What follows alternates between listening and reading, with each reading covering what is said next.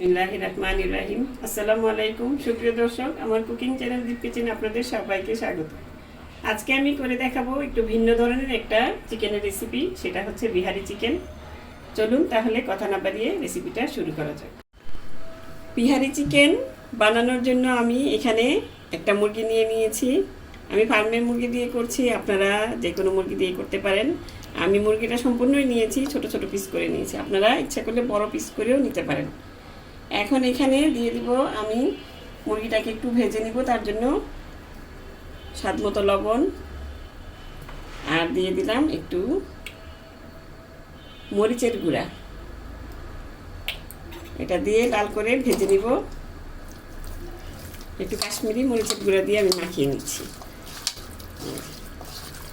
এই রান্নাটা একদম সহজ, মানে কীভাবে আপনার মশলা সব বাটাবাটির ঝামেলা নাই, কোনো কিছু নাই, বাস ঘরে থাকা মশলা দিয়েই তৈরি করা যায়। খেতে অন্যরকম একটু সুস্বাদু হয়, মানে অন্যরকম টেস্ট গতানুগতিক যে মুরগি খেয়ে থাকি আমরা তার চেয়ে।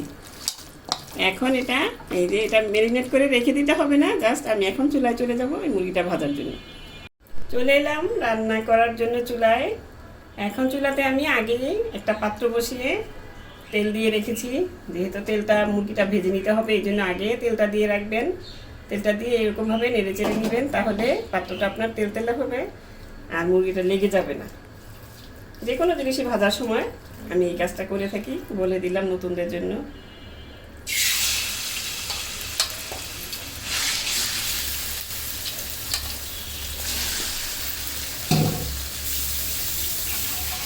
ননস্টিকের পাত্রে এটা করা লাগে না, সিলভারের পাত্রে দিলে এটা করে নিলে সুন্দর হয় ভাজতে।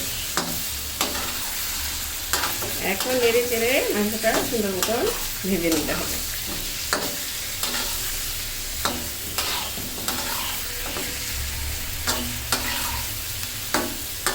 প্রায় 4-5 মিনিটের মতো ভেজে নিতে হবে। ফুল আছে ভেজে নেবেন, নইলে কিন্তু আবার চিকেন থেকে পানি উঠে যাবে।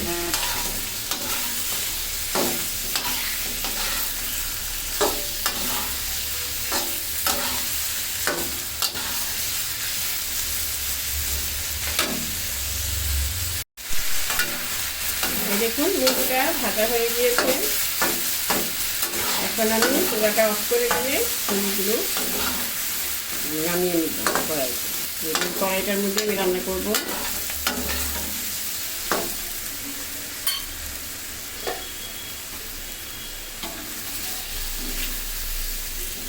তেলটা ছেঁকে উঠিয়ে নিতে হবে।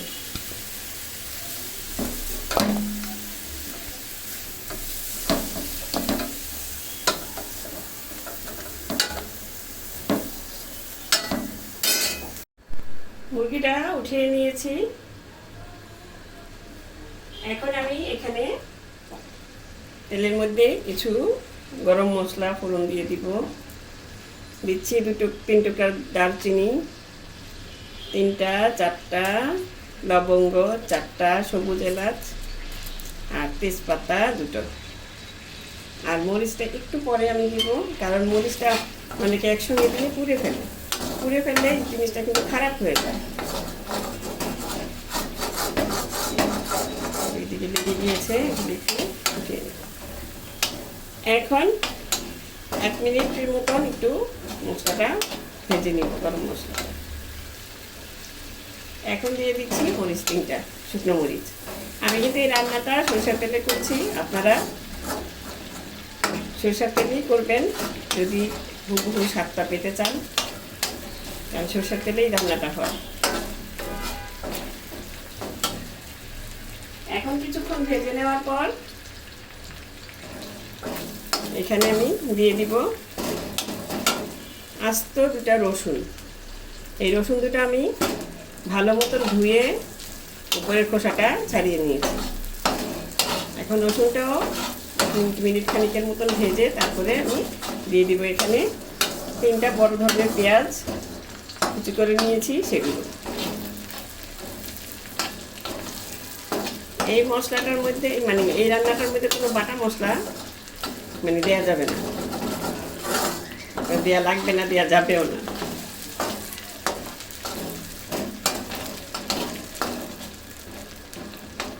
দেখুন মরিচগুলো কিন্তু ভাজা হয়েছে, কিন্তু লাল লাল আছে, কালারটাও সুন্দর আছে। অনেকে ভেজে একদম কালো করে ফেলে, কালো করলে কিন্তু রান্নাটার মধ্যে একটু মানে কালারটা খুব খারাপ আসে। আর এই মরিচটার ঘ্রাণটা কিন্তু খুব সুন্দর আসে। 1 মিনিটের মতন ভাজা হয়ে গিয়েছে, এখন আমি সেই পেঁয়াজগুলো দিয়ে দিচ্ছি।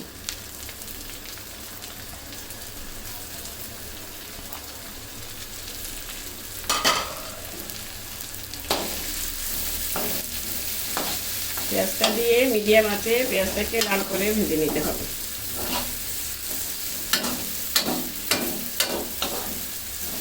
জোরে আঁচ দিলে অনেক সময় হবে কি তেলটা কম, তো এই জন্য পেঁয়াজটা পড়ে যেতে পারে সাইড দিয়ে।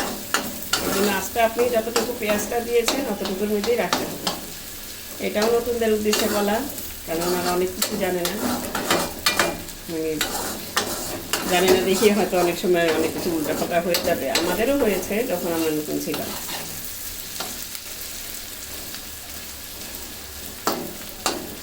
এই দেখুন মরিচগুলো কিন্তু এখনও হবে এই যে ভাজার মধ্যে। এখন যদি প্রথমেই আমি পুড়ে ফেলতাম, কালো করে ভেজে ফেলতাম, তাহলে কিন্তু এই পেঁয়াজ ভাজা হতে হতে কিন্তু মরিচটা আরও কালচে হয়ে যেত। সেই জন্য এভাবে দেওয়া। প্রায় 3-4 মিনিট লাগবে পেঁয়াজটা ভাজতে, যতক্ষণ লাগে আর কি, লালচে কালার করে নিতে হবে। পেঁয়াজটা প্রায় লালচে হয়ে এসেছে। এখন আমি এখানে আরও কিছু ইনগ্রিডিয়েন্টস অ্যাড করব, আপনাদের দেখিয়ে দিচ্ছি। এখানে আছে এতটুকু একটা আদা, আমি ভালো মতন ছিলে তারপরে ধুয়ে থেতো করে নিয়েছি। আর এখানে আছে প্রায় 15-16টার মতন রসুনের কোয়া, ইন্ডিয়ান রসুনের কোয়া আমি থেতো করে নিয়েছি। আর এখানে আছে এটাও 15-16টার মতন মরিচ, কাঁচা মরিচ আমি এটাও থেতো করে নিয়েছি। এখন এগুলো দিয়ে দিচ্ছি। সবগুলো মশলা একসঙ্গে নিয়ে নিলে হয় কি রান্নাটা তাড়াতাড়ি হয়ে যায়। আপনি যদি নামিয়ে মেপে দিতে থাকেন তাহলে ওষুধ দিতে আবার একটু অনেক সময় অনেক কিছু দেরি হয়ে যায়। এই জন্য আমি সব একসঙ্গে নিয়ে নিই, এতে রান্না তাড়াতাড়ি হয়। কোনোটা অনেক সময় ভুল হয়ে যায়, সেটা হয় না। সব কিছু একসঙ্গে নিয়ে নিলে এটা ভালো হয়। এখন এই মশলার সাথেও কিছুক্ষণ আবার ভেজে নিতে হবে, যাতে আদা পেঁয়াজ তো ভাজা হয়ে গিয়েছে, আদা রসুন আর মরিচ ভাজা হয়ে যায় ভালো মতো।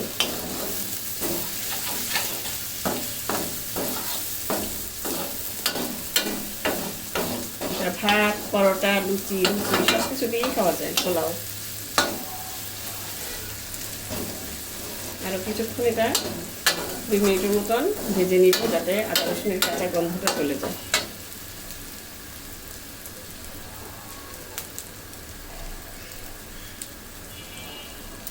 তারপরে এখানে আছে এই যে কাশ্মীরি লাল মরিচের গুঁড়া, এটা 1 চা চামচ, মানে একটু বেশি। এটা কালারটা মানে লাল হওয়ার জন্য, কালারটা যাতে সুন্দর আসে সেই জন্য দেওয়া। আপনাদের না থাকলে না দিলেও চলবে। আর এখানে 1/2 চা চামচ হলুদ গুঁড়া, 1.5 চা চামচ ধনিয়া গুঁড়া, আর এখানে আছে মানে নর্মাল মরিচের গুঁড়া 1 চা চামচ। একটু বেশি, আমি ঝালটা বেশি খাই, তো সেই জন্য আপনারা ঝাল আপনাদের পছন্দ মতো দিয়ে নেবেন। কারণ এখানে কিন্তু এই রান্নাটায় জিরা টিরা এগুলি দিব না। এখন এখানে আমি এইগুলি সব দিয়ে দিচ্ছি, কারণ ওখানে 2 মিনিটের মতন ভাজা হয়ে গিয়েছে। আর মশলাটা যাতে পুড়ে না যায়, যেহেতু গুঁড়া মশলা, এই জন্য হালকা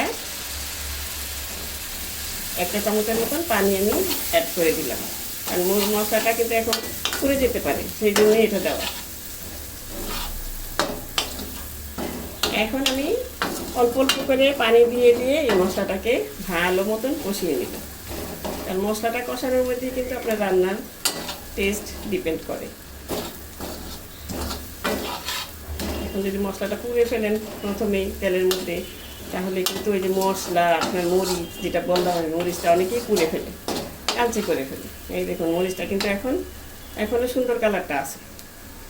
ভাজাও হয়েছে, সুঘ্রাণ এসেছে। আর এই মশলাটা যখন মরিচ, পেঁয়াজ, রসুন, এগুলি গরম মশলা সব ভুনা হলো, তখন সুন্দর একটা ফ্লেভার বের হয় এটা থেকে।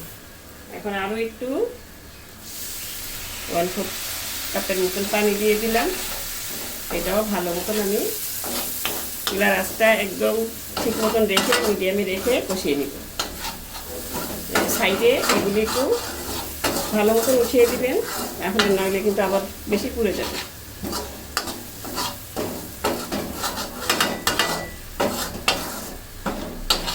আরও 2-3 মিনিট মশলাটাকে কষিয়ে নিচ্ছি। মশলাটা প্রায় 2-3 মিনিটের মতন কষানো হয়ে গিয়েছে। এখন এখানে দিয়ে দিব চিকেন মশলা। এটা এখানে চিকেন মশলা কিংবা আপনারা মিট মশলাটাও দিতে পারেন। আর যদি এই দুটোর একটাও না থাকে তাহলে আপনারা গরম মশলাটা দিয়ে দেবেন। আর দিয়ে দিব এখন স্বাদ মতো লবণ।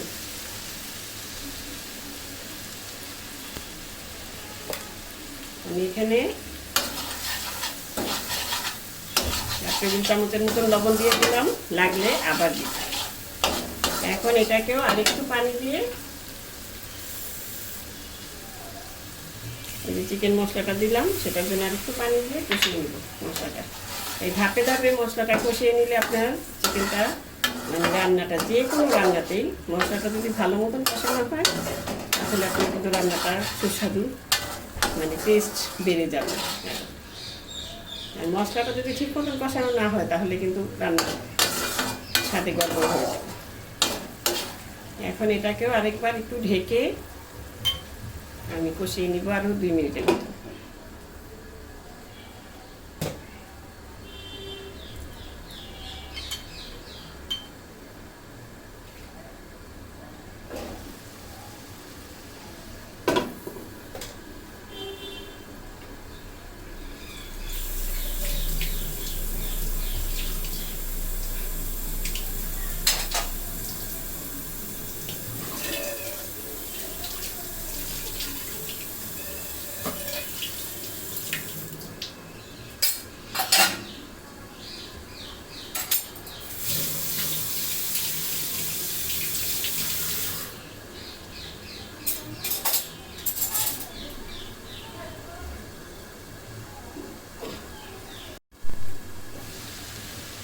মশলাটা কষানো হয়ে গিয়েছে, এই দেখুন উপরে তেলটা এসে উঠেছে। এখন আমি দিয়ে দিব সেই যে ভেজে রাখা চিকেন।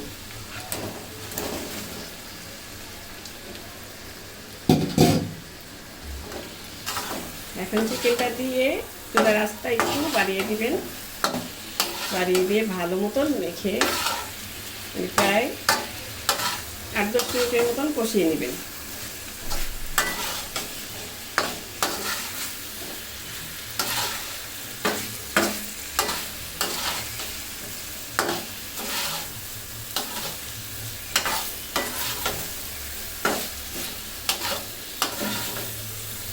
কারণ চিকেন কিন্তু খেতে খেতে একদম ভালো লাগে না, অনেক সময় অনেক কিছু মানে অন্যরকমভাবে রান্না করে দিলে সবাই মানে ভালো মতন খেয়ে থাকবে।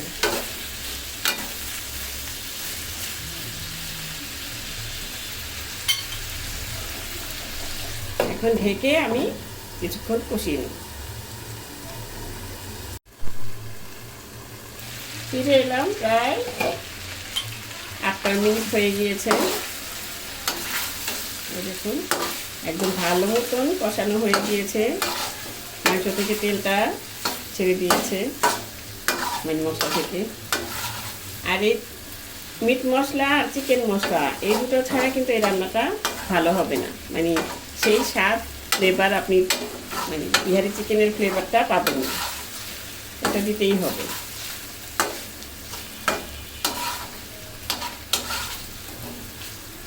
এগুলো এখন যে কোনো দোকানেই পাওয়া যায়, বাজারে কিংবা মিনা বাজারে যে কোনো সুপার শপেই পাবেন।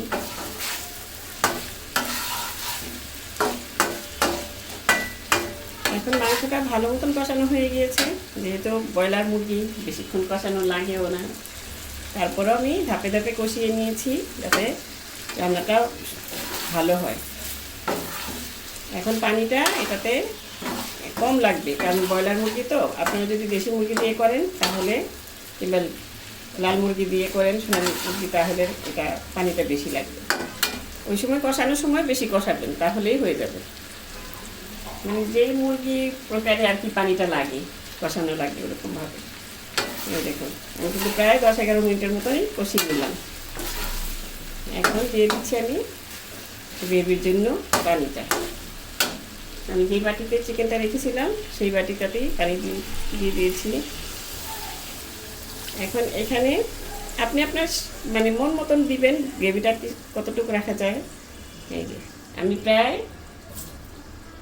ওগুলো কিন্তু চিকেনের ছিল, আবার বলবেন না যে ময়লা, চিকেনটা রেখেছিলাম তো সেই জন্য।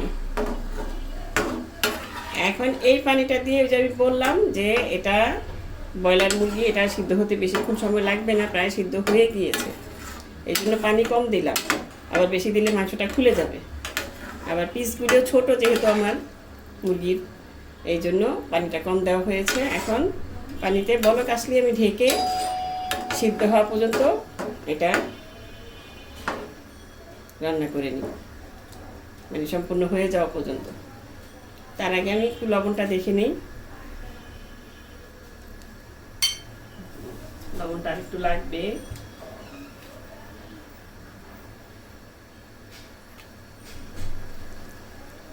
আমি আমার স্বাদ মতো লবণ দিয়ে দিয়েছি, আপনারাও আপনাদের স্বাদ মতো লবণ দেখে দিয়ে দিচ্ছেন। এখন এতে বলক আসলেই আমি ঢেকে রেখে দিব যতক্ষণ না এটা সিদ্ধ হচ্ছে।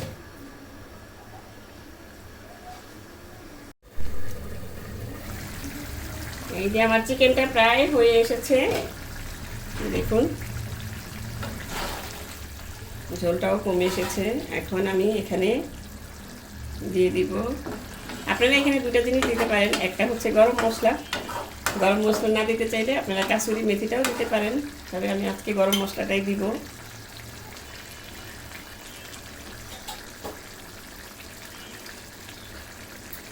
আমি গরম মশলা এখানে দিয়ে দিলাম 1/4 চা চামচের মতো।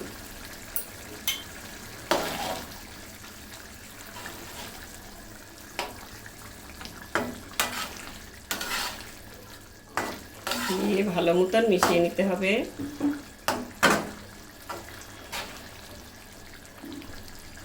আর এই যে গরম মশলাগুলি, তেজপাতা, এলাচ, দারচিনি, এগুলি উঠিয়ে আমি ফেলে দিই, কারণ দেখতে বাজে লাগে। এগুলির ফ্লেভার কিন্তু অলরেডি ছড়িয়ে গিয়েছে, যা ফ্লেভার দেওয়ার সেটা দিয়ে দিয়েছে। এখন এগুলি ফেলে দিলেই অনেক সময় মুখে লাগলেও কিন্তু খারাপ লাগে। আমি যে কোনো জিনিসের মধ্যে এগুলি দিলে ফেলে দিই, দেখতেও ভালো লাগে, খাওয়ার সময় তাতে লাগে না, মানে পরে না, ওটাও ভালো লাগে। এখন এখানে দিয়ে দিব, আর আমি 1 টেবিল চামচের মতন খাঁটি গাওয়া ঘি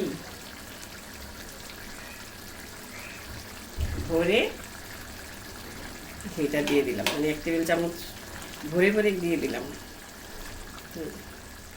এখন এটা দেওয়ার পর ঢাকনা দিয়ে 5 মিনিট চুলার আঁচটা একদম কমিয়ে দিয়ে রেখে দিব। তো হয়ে গেল আমার কি বলে মুরগি, এটা বলে দেহাতি চিকেন বলে। আবার ফিরে এলাম 5 মিনিট পর। আমি চুলাটা অফ করে দিয়েছিলাম কিছুক্ষণ আগেই, অফ করে দিয়েও কিছুক্ষণ রেখে দিয়েছিলাম। এই দেখুন কালারটা কত সুন্দর এসেছে, একদম ঝোলটাও ঠিক মতন হয়ে গিয়েছে। এখন আমি নামিয়ে পরিবেশন করে দেখাচ্ছি। এই দেখুন আমি ডিশ আউট করে নিয়েছি।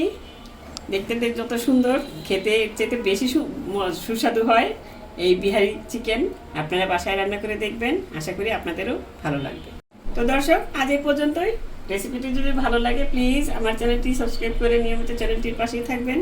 সুস্থ থাকবেন, ভালো থাকবেন, ঘরে তৈরি খাবার খাবেন, আর আমার জন্য দোয়া করবেন। আল্লাহ হাফেজ।